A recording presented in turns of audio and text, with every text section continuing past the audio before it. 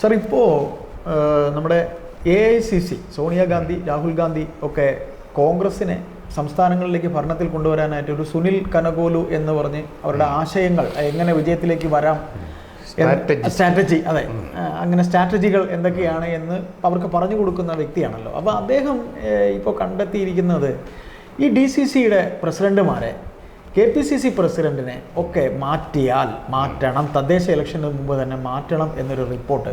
അത് പല DCC പ്രസിഡന്റുമാരും ആക്റ്റീവല്ല, അവരൊക്കെ തന്നെയും കറക്റ്റ് മണ്ഡലങ്ങളിൽ വരുന്നില്ല. മണ്ഡലം പ്രസിഡന്റ് മുതൽ ബ്ലോക്ക് പ്രസിഡന്റ് മുതൽ കോൺഗ്രസ് ആകെ ഒന്ന് മാറ്റണമെന്ന് പറയുന്നു. സുധാകരനെ KPCC പ്രസിഡന്റ് സ്ഥാനത്ത് നിന്ന് മാറ്റണം എന്നും പറഞ്ഞിട്ടുണ്ട്. അങ്ങനെ ഒരു റിപ്പോർട്ട് പോയിട്ടുണ്ട്. അപ്പോൾ സുധാകരൻ പറയുന്നത് താൻ KPCC പ്രസിഡന്റ് ആയിരുന്ന ഈ അവസരത്തിലാണ് കണ്ട ഉപതെരഞ്ഞെടുപ്പുകളിലൊക്കെ തിളക്കമാർന്ന ഈ വിജയം പാലക്കാട് വരെ ഉണ്ടായിരിക്കുന്നത്. അപ്പോൾ തനിക്ക് ഈ തദ്ദേശ ഇലക്ഷൻ വരെയെങ്കിലും വേണം എന്ന് അദ്ദേഹം ആവശ്യപ്പെടുന്നുണ്ട്. പിന്നെ പല സമവാക്യങ്ങളും ചർച്ചയിലുണ്ട്. അതായത് ഈഴവ സമവാക്യം, ഇപ്പോൾ ഈഴവ സമവാക്യത്തിലാണ് സുധാകരൻ നിൽക്കുന്നത്. നേരത്തെ മുല്ലപ്പള്ളി ഒരു ഈഴവ സമുദായത്തിൻ്റെതായിട്ടൊന്ന്, VM സുധീരൻ ഉണ്ടായിരുന്നു, അങ്ങനെ ഉണ്ടായിരുന്ന അതിൽ നിന്നൊക്കെ മാറി ക്രൈസ്തവ സമൂഹത്തിൽ നിന്ന് ഒരാളെ കൊണ്ടുവരണം എന്നൊക്കെയുണ്ട്. പക്ഷേ നടക്കുമോ എന്നുള്ള കാര്യത്തിൽ സംശയവുമാണ്. കോൺഗ്രസ് രാഷ്ട്രീയത്തിൽ സമൂലമായൊരു മാറ്റം ഉണ്ടായേ തീരൂ. അത് കേരളത്തിൽ മാത്രമല്ല, ഇന്ത്യ ഒട്ടുക്ക് വേണം.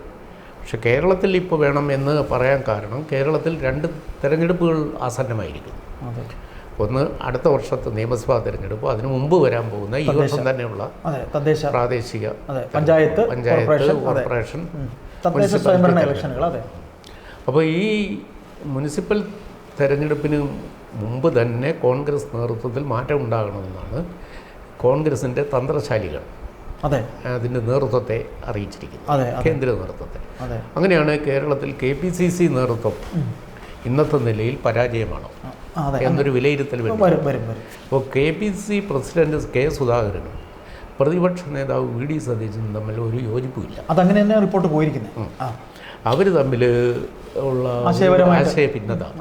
ആശയഭിന്നതയാണോ, വ്യക്തി വൈരാഗ്യമാണോ, വ്യക്തി വിരോധമാണോ, അതിനുള്ള അടിസ്ഥാന കാരണം എന്താണ്? പരസ്യമായും രഹസ്യമായി അല്ലാത്ത തരത്തിൽ അവർ പരസ്പരം പിണങ്ങുന്നതും മൈക്കിന് വേണ്ടി അങ്ങോട്ടും ഇങ്ങോട്ടും പിടികൂടുന്നതും, പിന്നെ പരസ്യമായി തന്നെ പ്രതിപക്ഷ നേതാവിനെ ആക്ഷേപിക്കുന്ന തരത്തിൽ KPCC പ്രസിഡന്റ് സംസാരിച്ചു എന്ന പരാതിയൊക്കെ മൈക്കിലൂടെ കേട്ടു.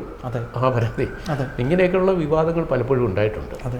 പക്ഷേ ഈ നേതൃസ്ഥാനത്ത് നിന്ന് ഒരുപക്ഷെ 2 പേരും ഒന്ന് മാറി നിൽക്കുക എന്നാഗ്രഹിക്കുന്ന മറ്റൊരു വിഭാഗവും പാർട്ടിക്കകത്തുണ്ട്. അപ്പോൾ ഈ തന്ത്രങ്ങൾ മെനയുന്ന ആളുകൾ, ഇലക്ഷൻ സ്ട്രാറ്റജിസ്റ്റുകൾ നിർദ്ദേശിക്കുന്ന ഒരു ആശയം പാർട്ടി നേതൃത്വം സ്വീകരിക്കാൻ നിർബന്ധിതമാകും. കാരണം അത് വിജയിക്കുമെങ്കിൽ കേരളം പഠിക്കുമല്ലോ. അവർ ഉടനീളം സഞ്ചരിക്കും. കോൺഗ്രസ് നേതാക്കളെയും നിഷ്പക്ഷമതികളെയും പത്രപ്രവർത്തകരെയും സമുദായ നേതാക്കളെയും പ്രത്യേകിച്ചും പള്ളി പിന്നെ മേധാവികളെയും മെത്രന്മാരെയൊക്കെ കണ്ടിട്ടാണ് ഈ റിപ്പോർട്ട് ഉണ്ടാകുന്നത്. ഇപ്പോൾ ഈ കാണുന്ന ആളുകൾക്കെല്ലാം തൽപര കക്ഷികളാണ്. ഇപ്പോൾ മത നേതാക്കളായാലും രാഷ്ട്രീയ നേതാക്കൾ ആയാലും ഏതെങ്കിലും സാമുദായിക നേതാക്കളായാലും അവരെല്ലാം തൽപര കക്ഷികളാണ്. ഇവരുടെയൊക്കെ അഭിപ്രായം കണക്കിലെടുത്തുകൊണ്ടാണ് അണികളുടെയും കൂടെ വികാരം മനസ്സിലാക്കി ഇവിടുത്തെ മറ്റു പാർട്ടികളുടെയൊക്കെ നിലനിൽപ്പും അവരുടെയൊക്കെ പൊസിഷനും കൂടെ വിലയിരുത്തിയാണല്ലോ ഒരു സ്ട്രാറ്റജി ഉണ്ടാക്കുന്നത്. ഈ സ്ട്രാറ്റജിസ്റ്റുകൾ നിർദ്ദേശിക്കുന്നത് കേന്ദ്രം സ്വീകരിക്കണമെങ്കിൽ കേരളത്തിലെ സാമുദായിക താല്പര്യം, ഇപ്പോൾ അയ്യപ്പദാസ് തുടക്കത്തിൽ ചോദിച്ചല്ലോ, തുടർച്ചയായിട്ട് KPCC പ്രസിഡന്റ് സ്ഥാനത്തേക്ക് ഈഴവ നേതൃത്വം വരുന്നു. അപ്പോൾ ഈഴവരെ KPCC നേതൃത്വത്തിൽ കൊണ്ടുവരുന്നത് എന്തിനാണ്? മുഖ്യമന്ത്രി സ്ഥാനത്തിന് അവകാശം ഉന്നയിക്കാതിരിക്കാനാണ്. തീർച്ചയായിട്ടും. അത് മാത്രമല്ല സാർ, ഈഴവ കമ്മ്യൂണിറ്റി കൊണ്ടുവരുന്നത് നമ്മുടെ കേരളത്തിലെ വോട്ട് ശതമാനത്തിൽ ഒരു ഭൂരിഭാഗം, എത്രയെങ്കിലും ശതമാനം, ഒരു 40% അല്ലെങ്കിൽ 50% തന്നെ ഈഴവ കമ്മ്യൂണിറ്റിയുടെ വോട്ടുണ്ട്. അപ്പോൾ അതൊരു ഘടകവും കൂടെ അല്ലേ? അത് കോൺഗ്രസ് ഒരിക്കലും കണക്കിലെടുത്തിട്ടില്ല. കാരണം അങ്ങനെയാണെങ്കിൽ കോൺഗ്രസിൽ ഇപ്പോൾ MLA ഈഴവ സമുദായത്തിൽ നിന്ന് എത്ര പേര്? ഇപ്പം വളരെ കുറവാണ്. ഏക ആള് K ബാബു എന്ന് പറയുന്ന ഒരേ ഒരു MLA ഉള്ളൂ കോൺഗ്രസിൻ്റെ മൊത്തം. അതും ഇവിടെ ഈ തൃപ്പൂണിത്തുറ MLA-മാരിൽ ഒരേ ഒരാൾ. അല്ല, തൃപ്പൂണിത്തുറ ജയിച്ചേ സുരാജിനെതിരെ.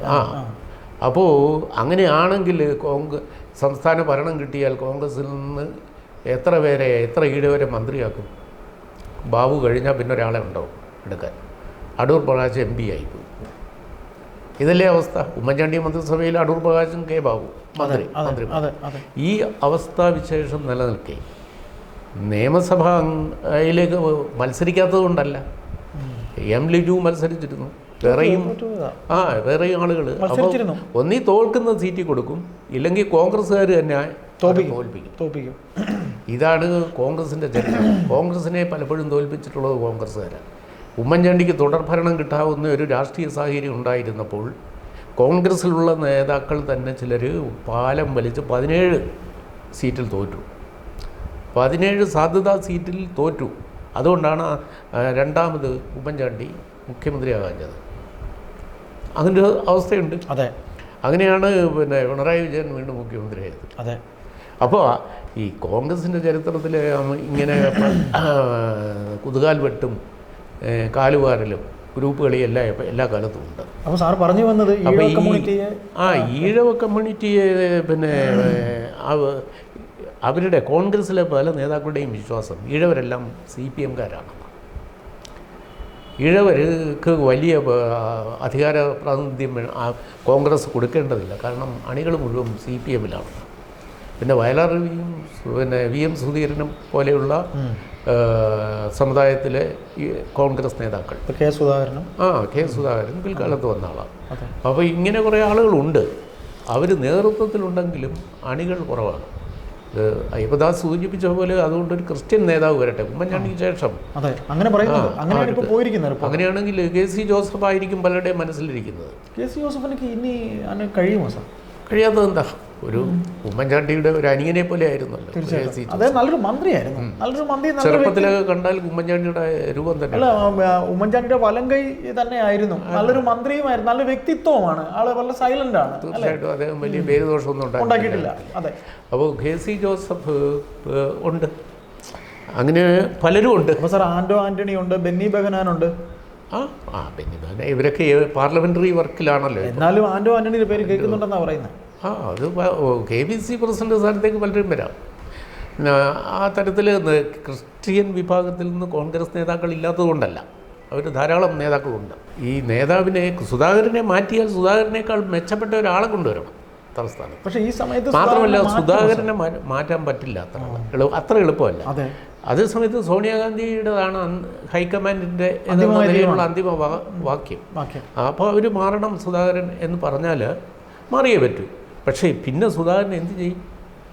KBCയുടെ അധ്യക്ഷനായിരിക്കുന്ന സുധാകരനേക്കാൾ ശക്തിമാനാണ് പുറത്തു പോകുന്ന സുധാകരൻ വെറുതെ ഇരിക്കത്തില്ല. സുധാകരൻ അടുത്ത മുഖ്യമന്ത്രി ആവണമെന്ന് പറയും. മുഖ്യമന്ത്രി സ്ഥാനത്തേക്ക് സുധാകരൻ വരണമെങ്കിൽ വേറെ ചില ഇക്വേഷൻസ് തയ്യാറാക്കണം. എത്രയോ ആ സ്ഥാനത്തിന് അടുത്ത ഭരണ നേതൃത്വത്തിലേക്ക് വരാൻ എത്രയോ ഭൈമി കാമുകന്മാർ ഇപ്പോൾ ഉണ്ട്. 5 പേരില്ലേ മിനിമം. സാമുദായിക പിൻബലം ഉറപ്പിച്ചുകൊണ്ട് അല്ലേ, നഷ്ടപ്പെട്ടു എന്ന് കരുതിയ സാമുദായിക പിൻബലം പുനഃസൃഷ്ടിച്ചുകൊണ്ട് പുതിയ ആളുകൾ വന്നുകൊണ്ടിരിക്കുന്നു. അങ്ങനെ അതിനെപ്പറ്റി പല ചർച്ചകൾ നടക്കുന്നതിനിടയ്ക്ക് ഇപ്പോഴാ ചർച്ച നിർത്തണമെന്ന് പറഞ്ഞു. അപ്പോൾ ഇങ്ങനെ പല തരം ഇക്വേഷൻസ് നടക്കുന്നു. അപ്പോൾ സാർ, എൻ്റെ ചോദ്യം, നമുക്ക് ഈ ചർച്ച അവസാനിപ്പിക്കുമ്പോൾ എൻ്റെ ചോദ്യം, ഈ പറയുന്ന സ്ട്രാറ്റജികൾ, അവരുടെ സ്ട്രാറ്റജി അനുസരിച്ച് ഇപ്പോൾ കൊടുത്തിരിക്കുന്ന റിപ്പോർട്ടിൽ ഈ പറയുന്ന പോലെ പഞ്ചായത്ത് തദ്ദേശ ഇലക്ഷന് മുമ്പേ തന്നെ ആ മാറ്റം ഉണ്ടാകുമോ, അതിന് ശേഷമായിരിക്കുമോ, നിയമസഭാ ഇലക്ഷന് മുമ്പേ നടക്കുള്ളൂ എന്ന് തോന്നുന്നു സാർ? AK ആൻ്റണി പറയുന്ന പോലെ ഇരിക്കും. AK ആൻ്റണിയുടേതായിരിക്കും കേരളത്തിലെ അടുത്ത നേതൃമാറ്റത്തിനും ഭരണമാറ്റത്തിനും അടിസ്ഥാനമായി കോൺഗ്രസ് ചെയ്യേണ്ട സ്ട്രാറ്റജി ഇംപ്ലിമെൻ്റ് ചെയ്യുന്നത് AK ആൻ്റണിയുടെ ഉപദേശം സോണിയാഗാന്ധി ശിരസാവഹിക്കും. അതനുസരിച്ചായിരിക്കും. പക്ഷേ ആൻ്റണി ഒരു അഭിപ്രായം പറയുമ്പോൾ അത് പാളിപ്പോകാതിരിക്കുവാൻ അദ്ദേഹം പലതവണ ആലോചിച്ചിട്ടേ ചെയ്യുള്ളൂ. തീർച്ചയായിട്ടും അദ്ദേഹം അങ്ങനെയുള്ളൊരു രാഷ്ട്രീയ നിരീക്ഷണമുള്ള ആളാണ്. അതെ. അപ്പോൾ എല്ലാ ഇവിടുത്തെ സാമുദായിക സമതുലിതാവസ്ഥ എല്ലാം കണക്കിലെടുത്തായിരിക്കും അദ്ദേഹം ഒരു അഭിപ്രായം പറയുക. അപ്പോഴിപ്പോൾ തന്നെ നിശബ്ദരായിരിക്കുന്ന നേതാക്കളുണ്ട്, സജീവമായിട്ടുള്ള നേതാക്കളുണ്ട്, ഇനിയും സജീവമാകേണ്ടവരുണ്ട്. ജില്ലാതലങ്ങൾ മുതൽ സംസ്ഥാന തലത്തിൽ വരെ സ്ത്രീ പ്രാതിനിധ്യം ഉറപ്പാക്കേണ്ടതുണ്ട്.